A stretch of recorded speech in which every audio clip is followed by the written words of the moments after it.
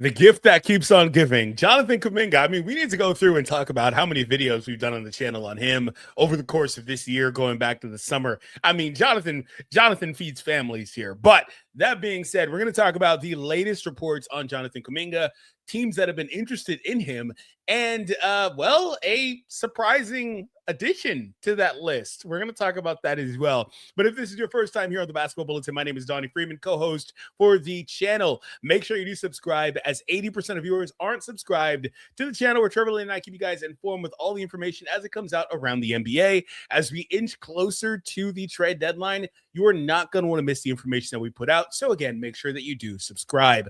So we're going to cover the Jonathan Kuminga bit. Some of this is stuff that we already know, but a couple of things to take note of. So for Jonathan Kuminga, there is a January 15th lifting of a deadline, basically. So he's able to be traded starting January 15th, for lack of a better term. I could have said that much better.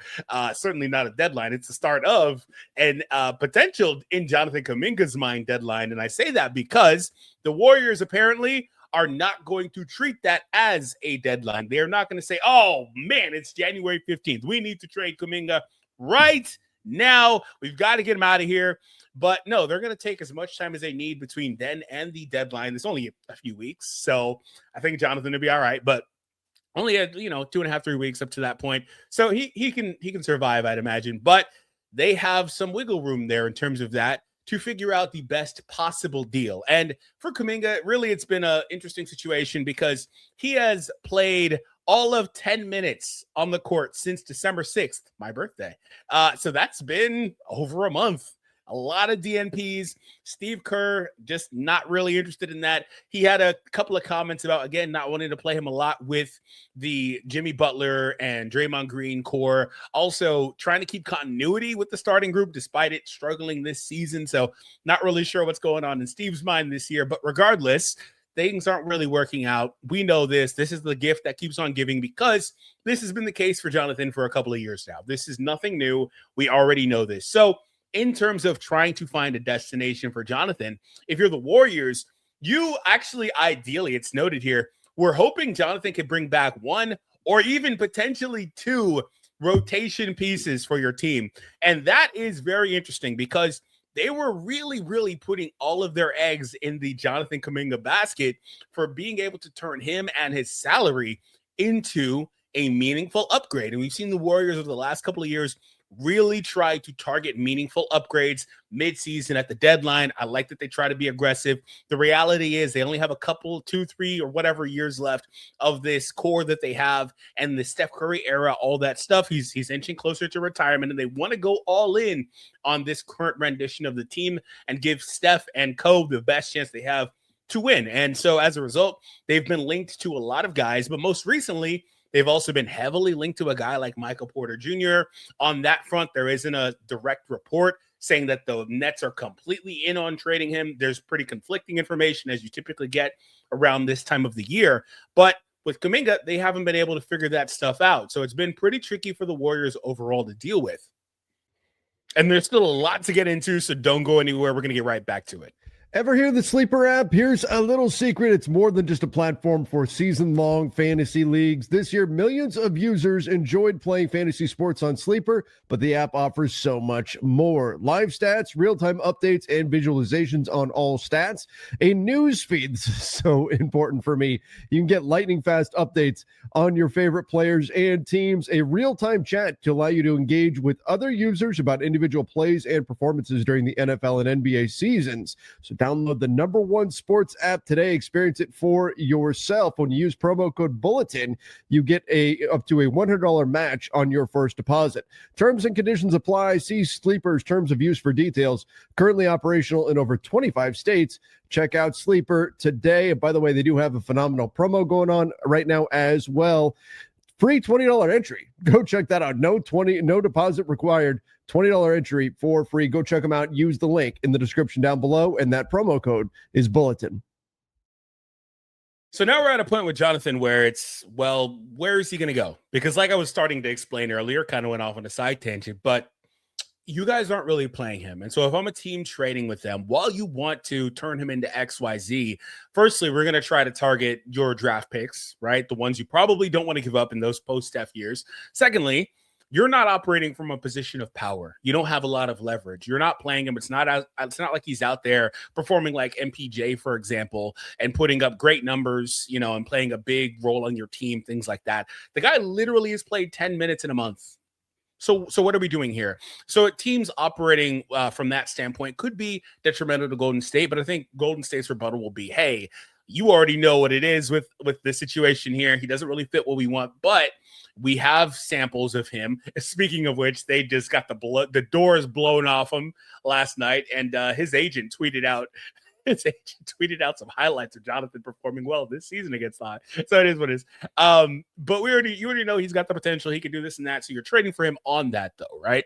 So I don't know if Jonathan could be a meaningful piece to a team that wants to win a championship right now. But for Jonathan's best sake, he probably does want to go to a team like Sacramento, who has been heavily linked to him. In fact, talking about teams that have been linked to him, he was linked to the Warriors. The Warriors were pretty interested in Kuminga at a point because of the fact that Trevor. I just finished up front office show and I went, I got to jump over here so we can talk about what a terrible idea this is. You completely threw me off. I ruined my whole. Sorry. I ruined the flow of the show. I didn't think I would be done in time. No, you're good. You're good. I was just going to mention the teams that were interested in Kuminga throughout this and then finally get to the surprise team. But really quickly, the Wizards are mentioned. Dallas is mentioned, although it's noted that that's mostly just them being interested in AD and they're trying to manufacture that. Chicago was once upon a time mentioned, but a lot of these teams have moved on from the Warriors and their interest. However, he does mention that during the summer, when all that contract situation drama was going on with Kuminga, the Lakers checked in. The Lakers were interested in a potential acquisition of Jonathan Kuminga. So we're going to look at what that could potentially look like. But really quick, what do you think about Jonathan Kuminga from Golden State and the Lakers, or on the Lakers? I mean, I think the Lakers and Warriors are a little bit of weird trading partners, given that they're both competing for the same playoff spots. I think the Warriors have got to be getting pretty maybe desperate isn't the right word, but I'm sure they expected to have some kind of decent market for Jonathan Kuminga. And instead, as it's laid out in this piece by Jake Fisher, it seems like the market just continues to dry up. The Sacramento Kings are still interested in him, but they've already taken a draft pick off the table. They told Golden State, hey, we're living in a very different world than we were last summer. So we're seeing him rack up DNPs. We're seeing his agent throw out their highlights from his client kicking the ass of the Atlanta Hawks. We see it all that, right? And so from Golden State's perspective, I think you have to finally turn the page and just move on. Everybody knows that's why you signed the contract with him, not because you actually like him or you want him on your team. They signed the contract so they can trade him and turn him into something that can help their team. They would like to get Michael Porter Jr. They'd like to get Trey Murphy. I don't know if they can get either one of those guys. Does it make sense for the Lakers to check in on him? Well, in the sense that the Lakers don't have a ton of assets to give up, might it make sense to look for a young player that just isn't panning out with the team that he's on and give it a try? Sure, in the sense that it makes sense to check in on Kobe Buffkin and give him a try with your G League team, Nick Smith Jr., former first-round picks. The question becomes, number one, does Kuminga even fit with the Lakers? And then number two, what do you give up in order to get him if there is some interest there, if you see a potential buy low opportunity? Yeah, that's the thing about it. And so I wanted to kind of show this. And it's pretty funny because from Golden State's perspective, there's zero reason why they should do anything looking like a Laker trade unless they can get certain pieces back. Obviously, Reeves is going to be off the table. They may potentially target Ayton. That's not something the Lakers should do, in my opinion. You don't want to give up your center to get back a forward back. Yeah, LaRavia could be interesting in Golden State. Also, I'm not sure they would want to trade him. So it kind of revolves around a few guys, some of which should be targets, like Rui, I think would be a good fit in Golden State. However, the Lakers may not want to do that also. And there's also the contractual bit of it all. Rui is a big piece of their flexibility. He was not extended this summer, and so this is effectively the last year on his deal. Whereas Jonathan's got that interesting second year, and that could potentially eat up a good bit of salary there too. So I do wonder about that as well. Well, it's a second-year team option. So if you're the Lakers, if you want it to be the same situation as Rui Hachimura, it can be. All you have to do is say, nope, we're not picking up that team option, and his contract expires, and you move on. You wash your hands of that situation. So the team option, the fact that it's a team option, I think, on the second year of Jonathan Kuminga's deal, does help. It's at 24 million, which is a lot. I mean, maybe if you're the Lakers and you've got plenty of cap room, you could say, you know what, we'll just pick up that team option. We'll give ourselves another year to evaluate how much we like or don't like you, and then go from there.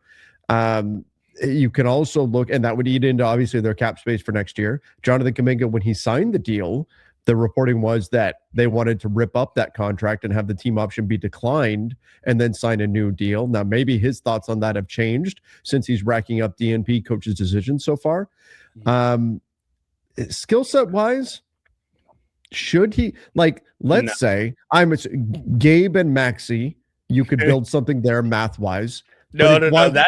That's one I was going to bring up. That one is actually destiny. Because that is a 1-to-1 trade with dollars. Perfect. They are both 2.5. This is exact. It's an exact trade. Oh my God. That's why I said that Golden How State rare is that? That is an exact trade, dollar for dollar. But if you're Golden State, you don't take this. No, I mean, like I know they're not playing Jonathan Kuminga at all right now, and in theory, maybe you could throw Gabe Vincent, but like, why would you do? It's not even worth it. You know, it's just expiring contract for expiring contract. I think if you're Golden State, and this is the question you need to ask, would they be in? And I think they would be. I think Rui Hachimura makes some sense for Golden State. You could do Rui Hachimura and Dalton Connect. Yep. For and that Kuminga, but does that make, you're taking the best shooter on the Lakers right now, and a guy that if he survives the trade deadline, you could extend. He is extension eligible all the way. Rui Hachimura is all the way until June 30th. So if you don't trade him, you could come to terms on an extension if he wants a reasonable deal or whatever. Like the Lakers could hang on to Rui. I think Rui does make sense for Golden State. I think he's a guy that would fit very well there with his ability to shoot the three, certainly. Is he what they've dreamed of getting? No, definitely not. They're dreaming of Michael Porter Jr. and Trey Murphy and guys like that. Rui Hachimura would be kind of like, okay, really? This is all we're getting out of all that Kuminga drama? But he's certainly more playable right now to Golden State than Kuminga is. The question is Kuminga playable to the Lakers when he's not to Golden State? Yeah. So for Golden State, just for Golden State fans, I don't know if they do this deal either, unless picks are involved or something like that, which the Lakers just wouldn't do. But I just want to make it clear, Rui is a great shooter. He's shooting 44.5% this season. He would fit perfectly. And Dalton, to me, kind of profiles as the type of guy that Golden State will be able to just throw out there, and eventually he would get going. Turn into something. Yeah, because they always find guys like that they can kind of throw out there that are just kind of no-name guys. And Dalton is certainly, he's got some pedigree, but he seems like the type of guy that they'd be able to rehab and use him from there. And he's on a cheap salary. But for the Lakers side of things, I could see Kuminga fitting, but I think we need very specific things. It's not about this year. I would much rather do this type of deal like in the summer, for example, once you've overhauled this roster, because the last thing the Lakers need is to get rid of their best shooter and put another player on the court that can't shoot the ball consistently and keep Luka playing in a phone booth. It's the ultimate indictment on the spacing and shooting on this roster, the offensive production. He would help with that bit of it, being able to create and stuff like that for himself. But it's the ultimate indictment that teams, at least a couple of games ago, felt like they could guard Luka 94 feet away with two guys. Like, what are we doing here? Like that's literally they picked him up full court on the opposing baseline. Like that's so like I think that's where like the offense would be nice, but he is always playing in a phone booth. All of his shots are so difficult because there's just no space. And that's where Rui is truly missed, and that's where Dalton would be nice if he can actually consistently hit. But Jonathan doesn't help that. If you were to forget about this year's Lakers team, yeah. Is there a world where Jonathan Kuminga makes sense in the future? Yeah, there's a world where he could develop into your power forward of the future. Frankly, in a post-LeBron world, I actually kind of don't mind Rui in that spot either. I think you need a defensive rebounding, rim protecting center though, and as opposed to Ayton there, like Jackson plus, right? Mm-hmm. But I don't mind Rui in that slot either. And you may be able to get Rui for cheaper, and it may make building out a team better and easier for you. But certainly Jonathan could fit. That's why I said I'd like it better in the summer, because you'd overhaul this roster, ideally get into more shooting. Jonathan's eventually going to take a leap as a bit of a playmaker for others too. You retain Austin, that'd be nice. But again, from Golden State's perspective, this is all hypothetical. If we got any Warriors fans listening, there's no reason for them to do this trade other than getting a guy, because Jonathan isn't to do Rui and connect for Kuminga. Mostly the other trade, especially. But with this one, I was going to say this one actually I don't really mind so bad if I'm Golden State, because you take a guy that you're not playing and get the type of guy for the most part you're trying to target, right? In a high quality shooter in Rui. Now you're not getting, the same offensive ceiling you'd get with a Herb or MPJ or the rebounding, but he is in that same style, just a couple of rungs down, I think, in terms of value. So you get a guy similar. He's like your third, fourth, fifth option, but he'd be a nice one and he'd fit perfectly fine. Like, you don't have that Draymond and Green concern with Rui. You can put Rui in that damn corner and he'll hit 45%. The interesting is Kuminga, now he hasn't played a ton this season, so that muddies the water, but he's a plus 9.8 per 100 when he gets to play small forward as opposed to power forward. Kuminga has played 6 or 10 minutes since December 6th. Yeah. He's well, and look, I think there's a lot more, like, we're going to focus, of course, on the court. Does this player fit or not? Yeah. I think a lot more of the consideration has to be what are his expectations on his next contract? What does that look like? What do you want? And in this case, if you're the Lakers, you're giving up Rui. What does Rui want on his next contract? What's the cost to actually keep this player around? Is this going to upset the chemistry of the team? Is this guy going to be a pain in the ass because of everything he went through in Gold State? Is he going to be on his best behavior? Are we going to get a honeymoon period or what? I think that the team dynamics, as well as how they're going to spend their money moving forward, matter even more than does Jonathan Kuminga actually fit or not on the court on a Luka-led team into the future. I think ideally, if you're going to spend money, you want guys who can do two things: shoot threes and defend. And I don't think Kuminga checks either box right now. So you'd have to be buying into the idea that in the future he will be able to check those boxes. And so far, that's not been the case. Yeah, I think you can have one guy though that's able to be a rim pressure, which he could be, sure, lob threat, things like that. Secondary creator for you in some groups. I think you can have one of those guys, especially if he's able to hit just like 34% of his threes, or something like that. I think you can do that, and he buys it on the defensive end. I think he could fit that role, but it's contingent on the rest of your roster build. Like I said, I hate watching Luka play in a phone booth, which is what he does every damn night. They don't respect anybody on this team in terms of shooting, and it's painfully obvious. So being able to add shooting would be nice for this team. And so as a result, in terms of this season, I don't want to give up the shooting that we do have. But for next season, if you revamp, then that's a whole different thing.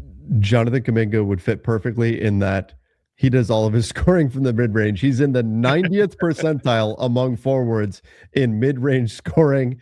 He is in the 17th percentile among forwards in three-point or in frequency, I should say, in three-point attempts. He does not shoot. He shoots a lot of these mid-range shots. That's not really what teams are looking for accuracy-wise. 40th percentile in threes, and he's not all that accurate on the mid-range either. 37th percentile on mid-range shots, 29th percentile at the rim. He's having an awful season shooting the basketball. But how much of that is you would have to buy into? This is a Warriors problem. He is not a fit with the Warriors, and he's going to be a bad fit for whatever team, whether it's the Lakers or somebody else. If I'm the Lakers, I'm calling and checking in on everybody. You should be able to say the Lakers checked in on Michael Porter Jr. You should be able to say they checked in on Herb Jones, on Keon Ellis, on anybody else who's out there, Isaac Okoro. There should be able to be a truthful report that the Lakers have checked in on every player out there. But I don't know, Donnie. I'm a little nervous on this one. I get the upside play. I don't know if the Lakers are in position to make an upside swing right now. I think they're a team that needs to know what they're getting. and they need what they're getting to be a fit with Luka. And I don't think Kuminga is either of those things necessarily based on what we've seen so far. Yeah, I think you'd have to get creative. I think you'd have to get them in a lot of like two-man game, screen and roll, things like that. You could do that, but again, for this season, it's just kind of complicated when you're playing big minutes to Vando, playing big minutes to LeBron, of course, paying big minutes to Jake, who nobody respects as a shooter either. It's terrible. Like, it's just a lot. So I don't think that it works out this season, but I do think, like I said, long term it could. But for Golden State's side of things, there was in that article they mentioned that they wanted to get. They were hopeful to get one, but they were really also hopeful to get maybe two rotation pieces back. And that ship has sailed. Yeah, what a fall in terms of overall value of Kuminga because you waited too long.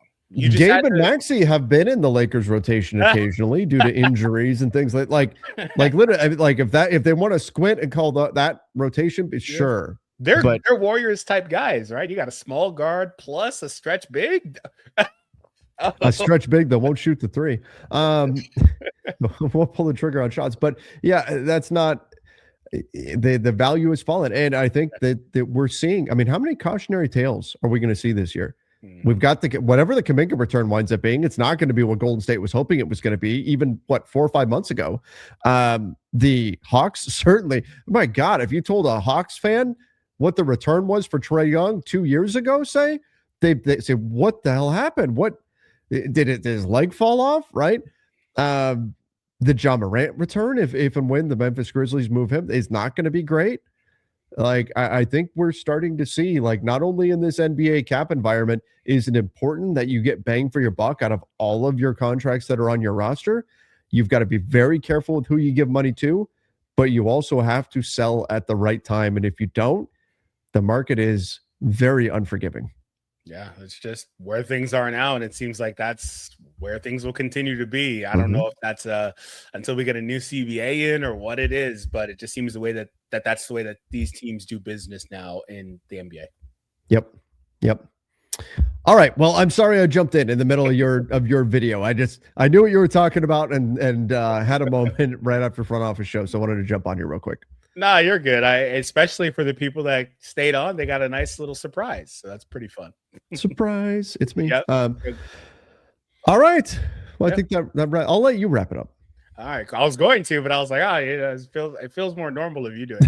Anyways, guys, make sure that you do subscribe, hit that thumbs up as well if you haven't already. Let us know what you think. Should Golden State take a trade like one of the ones that the Lakers potentially could make? Should the Lakers be in on a trade like that?